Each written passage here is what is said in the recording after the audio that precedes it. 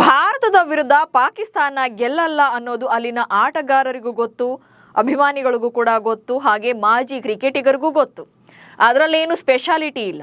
ಆದರೆ ಈ ಥರ ಕೆಟ್ಟದಾಗಿ ಸೋಲ್ತಾರೆ ಅನ್ನೋದನ್ನ ಅವರು ಒಪ್ಕೊಳ್ಳೋಕೆ ರೆಡಿ ಇಲ್ಲ. ಸೋಲಲ್ಲೂ ಒಂದು ಫೈಟ್ ಇರಬೇಕು ಅಥವಾ ಕ್ಲೋಸ್ ಗೇಮ್ ಆಗಬೇಕು, ಇದೇ ಅವರ ವಾದ. ಇದೇ ಕಾರಣಕ್ಕೆ ಈಗ ಪಾಕ್ನ ಮಾಜಿ ಕ್ರಿಕೆಟಿಗರೆಲ್ಲ ಉರಿದು ಬಿದ್ದಿದ್ದಾರೆ. ಅದು ಕೂಡ PCB ಅಧ್ಯಕ್ಷ ಮೊಯ್ಸಿನ್ ನಖ್ವಿ ಮೇಲೆ.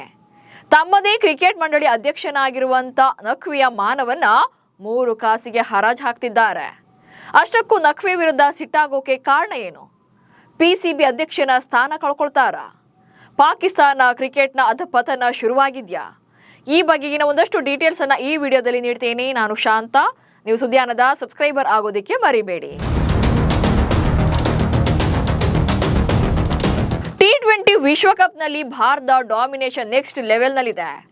ಸೂರ್ಯಕುಮಾರ್ ಯಾದವ್ ನಾಯಕತ್ವದ ಹೆಬ್ಬುಲಿಗಳು ಘಟಾನುಘಟಿ ತಂಡಗಳಿಗೆಲ್ಲ ನೀರು ಕುಡಿಸಿ ಮುನ್ನುಗ್ತಾ ಇದ್ದಾರೆ.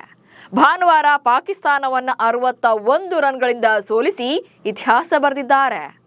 ಈ ಮೂಲಕ ಮತ್ತೊಮ್ಮೆ ಭಾರತಕ್ಕೆ ಶರಣಾಗಿರುವಂತಹ ಪಾಕಿಸ್ತಾನದಲ್ಲಿ ಈಗ PCB ಅಧ್ಯಕ್ಷ ಮತ್ತು ಆಟಗಾರರೇ ವಿಲನ್ ಆಗಿದ್ದಾರೆ. PCB ಅಧ್ಯಕ್ಷ ನಖ್ವಿ ವಿರುದ್ಧ ಶೋಯಬ್ ಅಖ್ತರ್ ಕೆಂಡಾಮಂಡಲ. ಭಾನುವಾರ ಕೊಲಂಬೋದಲ್ಲಿ ಭಾರತ ವಿರುದ್ಧ ಪಾಕಿಸ್ತಾನ ಹೀನಾಯವಾಗಿ ಸೋತಿದ್ದಕ್ಕೆ ಪಾಕಿಸ್ತಾನದ ಮಾಜಿ ವೇಗಿ ಹಾಗೆ ರಾವಲ್ಪಿಂಡಿಯಾ ಎಕ್ಸ್ಪ್ರೆಸ್ ಅಂತಾನೆ ಕರೆಸಿಕೊಳ್ಳುವಂತ ಶೋಯಬ್ ಅಖ್ತರ್ ಕೆಂಡಾಮಂಡಲರಾಗಿದ್ದಾರೆ. PCB ಅಧ್ಯಕ್ಷ ಮೊಯ್ಸಿನ್ ನಖ್ವಿಯನ್ನೇ ಟಾರ್ಗೆಟ್ ಮಾಡಿ ವಾಗ್ದಾಳಿ ಮಾಡಿದ್ದಾರೆ. ಕ್ರಿಕೆಟ್ ಬಗ್ಗೆ ಏನೂ ಗೊತ್ತಿಲ್ಲದ, ಗಂಧಗಾಳಿ ಇಲ್ಲದಂತ ವ್ಯಕ್ತಿ PCB ಅಧ್ಯಕ್ಷರಾಗಿದ್ದಾರೆ. ಇಂಥ ಅನಕ್ಷರಸ್ಥ ಹಾಗೆ ಅಸಮರ್ಥ ವ್ಯಕ್ತಿ ಜವಾಬ್ದಾರಿಯನ್ನ ನೀಡೋದೇ ಜಗತ್ತಿನ ಬಿಗ್ಗೆಸ್ಟ್ ಕ್ರೈಮ್. ಇಂಥವರಿಂದ ತಂಡ ಹೇಗೆ ತಾನೇ ಮುಂದುವರಿಯುತ್ತೆ ಎಂದಿದ್ದಾರೆ. ಹಾಗೆ ಆಟಗಾರರ ಕಳಪೆ ಪ್ರದರ್ಶನಕ್ಕೂ ಕೂಡ ಟಾಂಟ್ ಕೊಟ್ಟಿದ್ದಾರೆ. ಶಾಹೀನ್ ಅಫ್ರಿದಿ, ಬಾಬರ್ ಅಜಮ್ ಸ್ಟಾರ್ಗಳು ಅಂತೀರಿ, ಆದರೆ ಅವರಿಂದ ಒಂದೇ ಒಂದು ಪಂದ್ಯವನ್ನ ಗೆಲ್ಲಿಸೋಕು ಕೂಡ ಆಗೋದಿಲ್ಲ. ಇಂಥವರೆಲ್ಲ ಇದೆ ಭಾರತ ವಿರುದ್ಧ ಗೆಲ್ಲೋಕಾಗುತ್ತಾ ಅಂತ ಕಿಡಿಕಾರಿದ್ದಾರೆ. ಶಾಹಿದ್ ಅಫ್ರಿದಿ, ಶಹಜಾದ್, ರಮೀಜ್ ರಾಜಾನಿಂದಲೂ ಟೀಕೆ. ಇನ್ನು ಅಖ್ತರ್ ಅಷ್ಟೇ ಅಲ್ಲದೆ ಪಾಕಿಸ್ತಾನದ ಮಾಜಿ ಆಟಗಾರರಾದ ಶಾಹಿದ್ ಅಫ್ರಿದಿ, ರಮೀಜ್ ರಾಜಾ, ಮೊಹಮ್ಮದ್ ಯೂಸುಫ್, ಅಹ್ಮದ್ ಶಹಬಾಜ್ ಕೂಡ ಆಕ್ರೋಶ ಹೊರಹಾಕಿದ್ದಾರೆ. ನಾನೇನಾದ್ರೂ PCB ಅಧ್ಯಕ್ಷ ಆಗಿದ್ರೆ ಶಾಹೀನ್, ಬಾಬರ್ ಇವರನ್ನೆಲ್ಲ ತಂಡದಿಂದ ಹೊರಗಿಡ್ತಾ ಇದ್ದೆ ಎಂದಿದ್ದಾರೆ.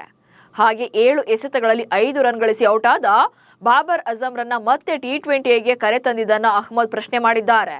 ಇನ್ನು ಶಾಹೀನ್, ಬಾಬರ್ ಮತ್ತು ಶಾದಾಬ್ಗೆ ಟೈಮ್ ಬಂದಿದೆ, ಪಾಕಿಸ್ತಾನದ T20 ತಂಡಕ್ಕೆ ಹೊಸಬರ ಅಗತ್ಯ ಇದೆ ಅಂತ ಮೊಹಮ್ಮದ್ ಯೂಸುಫ್ ಹೇಳಿದ್ರೆ ಬ್ಯಾಟಿಂಗ್ ಕಂಪ್ಲೀಟ್ ಆಗಿ ಡಮ್ಮಿ ಆಗಿದೆ ಅಂತ ರಮೀಜ್ ರಾಜಾ ಸಿಟ್ಟಾಗಿದ್ದಾರೆ. ಕೆಲ ವರ್ಷಗಳಿಂದ ಪಾಕ್ ತಂಡದಲ್ಲಿ ಸಿಮಿಲರ್ ಬೌಲಿಂಗ್ ಇದೆ, ಮೊದಲು ತಂಡವನ್ನ ಚೇಂಜ್ ಮಾಡಬೇಕು ಎಂದಿದ್ದಾರೆ.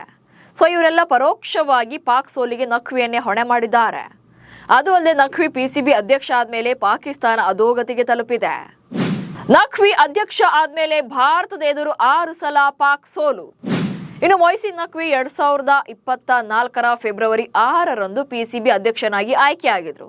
ಅಂದ್ರೆ ಈಗ 2 ವರ್ಷ ಕಂಪ್ಲೀಟ್ ಆಗಿದೆ.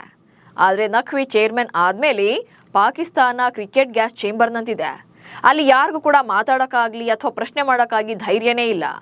ಗೆದ್ದಾಗ ಮಾತ್ರ ಬಿಲ್ಡಪ್ ಅನ್ನ ತಗೊಳಕ್ ಬರುವಂತ ನಖ್ವಿ ಸೋತಾಗ ಅತ್ತ ತಿರುಗಿ ಕೂಡ ನೋಡೋದಿಲ್ಲ. ಭಾನುವಾರದ ಪಂದ್ಯದಲ್ಲೂ ಕೂಡ ರಾತ್ರಿ 10 ಗಂಟೆ ವೇಳೆಗೆಲ್ಲ ಪಾಕಿಸ್ತಾನ ಸೋಲೋದು ಕನ್ಫರ್ಮ್ ಆಗಿತ್ತು. ಈ ವೇಳೆ ನಖ್ವಿ ಸ್ಟೇಡಿಯಂನಿಂದ ಕಾಲ್ ಕಿತ್ತಿದ್ರು. ಇದು ಕೂಡ ಭಾರಿ ಚರ್ಚೆಯಾಗ್ತಿದೆ.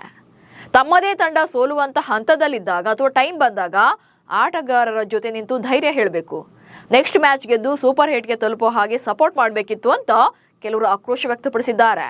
ಇನ್ನು ನಖ್ವಿ ಅಧ್ಯಕ್ಷ ಆದ್ಮೇಲೆ ಪಾಕಿಸ್ತಾನ ಹಾಗೆ ಟೀಂ ಇಂಡಿಯಾ 6 ಸಲ ಮುಖಾಮುಖಿಯಾಗಿ 6 ಪಂದ್ಯಗಳಲ್ಲೂ ಭಾರತವೇ ಗೆದ್ದಿದೆ. ಹೀಗಾಗಿ ಪದೇ ಪದೇ ಸೋತು ಸುಣ್ಣವಾಗ್ತಾ ಇರೋದಕ್ಕೆ ನಖ್ವಿಯೇ ನೇರ ಹೊಣೆ ಎಂದಿದ್ದಾರೆ. ಮಾಜಿ ಕ್ರಿಕೆಟಿಗರೆಲ್ಲ ನಖ್ವಿ ವಿರುದ್ಧ ಮಾತನಾಡ್ತಿದ್ದು ಆತನ ಕುರ್ಚಿಗೆ ಕುತ್ತು ಬರುತ್ತಾ ಎನ್ನುವಂತ ಪ್ರಶ್ನೆ ಕೂಡ ಇದೆ. ಆದ್ರೆ ಪಾಕಿಸ್ತಾನದಲ್ಲಿ ಇಂಥದ್ದೆಲ್ಲ ನಡೆಯೋದು ತೀರಾ ಕಡಿಮೆ. ಯಾಕಂದ್ರೆ ನಖ್ವಿ ಪಾಕ್ ಪ್ರಧಾನಿ ಶಹಬಾಜ್ ಶರೀಫ್ ಅವರ ಫೆಡರಲ್ ಕ್ಯಾಬಿನೆಟ್ ನಲ್ಲಿ ಆಂತರಿಕ ಸಚಿವರು ಆಗಿದ್ದಾರೆ. ಸೊ ಅವರನ್ನ ಟಚ್ ಮಾಡೋದು ಕೂಡ ಕಷ್ಟನೇ ಸಾಧ್ಯ. ಒಟ್ನಲ್ಲಿ ಹಿಂದೆಲ್ಲ ಪಾಕಿಸ್ತಾನ ಅಂದ್ರೆ ಕ್ವಾಲಿಟಿ ಟೀಮ್ ಅನಿಸ್ತಾ ಇತ್ತು, ಭಾರತಕ್ಕೂ ಕೂಡ ಟಫ್ ಫೈಟ್ ಕೊಡ್ತಿತ್ತು. ಆದ್ರೆ ಈಗ ಕ್ರಿಕೆಟ್ ಶಿಶುಗಳಿಗಿಂತ ಕಡೆಯಾಗಿದ್ದಾರೆ. ಭಾರತ ಎದುರಲ್ಲಂತೂ ಸರೆಂಡರ್ ಆಗೋ ರೀತಿಯಲ್ಲಿ ಸೋಲೊಪ್ಪಿಕೊಳ್ತಿದ್ದಾರೆ.